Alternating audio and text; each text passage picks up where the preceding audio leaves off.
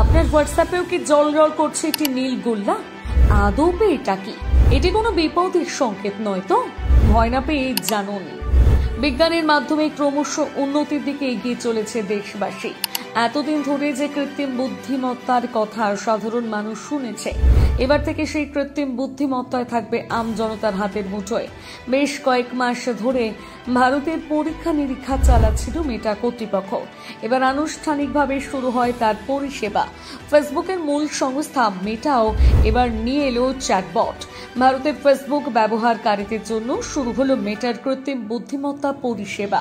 বিশ্বের অন্যান্য দেশের তুলনায় মেটার অন্যতম বড় বাজার হলো ভারত।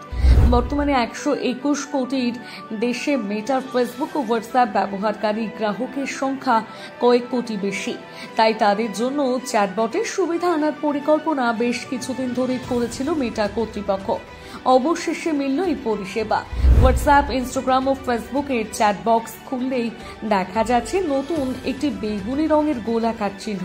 ইনি হলেন মেটা এআই। আপাতত মেটা এআই ব্যবহার করা যাবে ইংরেজি ভাষায়। হোয়াটসঅ্যাপ, ইনস্টাগ্রাম, ফেসবুক এবং মেসেঞ্জার এই কয়েকটি জায়গায় এই চ্যাট বটটি ব্যবহার করা যাবে।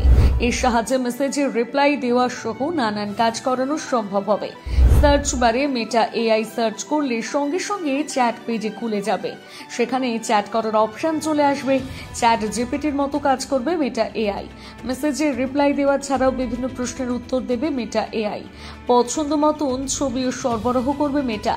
যে ধরনের ইমেজ দরকার সেটি মেটা এআই লিখলেই পাওয়া যাবে। সেই মাফিক ছবি খুঁজে বা বানিয়ে দেবে কৃত্রিম বুদ্ধিমত্তা। Meta AI WhatsApp, Instagram, Facebook এবং মেসেঞ্জারে ব্যবহার করা যাবে। আপাতত এই ফিচারগুলি সকলেই বিনামূল্যে পাবেন। মেটার কোনো অ্যাপেই টাকা পেমেন্ট করতে হবে না এর জন্য। প্রসঙ্গত, ইতিমধ্যে অবশ্য মেটার লড়াইয়ের ময়দানে অনেকটাই পিছিয়ে রয়েছে।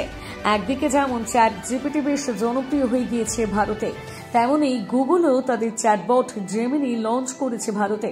সম্প্রতি এআই চ্যাটবট জেমিনির মোবাইল অ্যাপ চালু হয়েছে। ইংরেজি ভাষায় সেই অ্যাপ ব্যবহার করা যায়। ফলে মেটার পক্ষে বাজার দখল করা কিছুটা চাপের হতে পারে বলে মত বিশেষজ্ঞদের।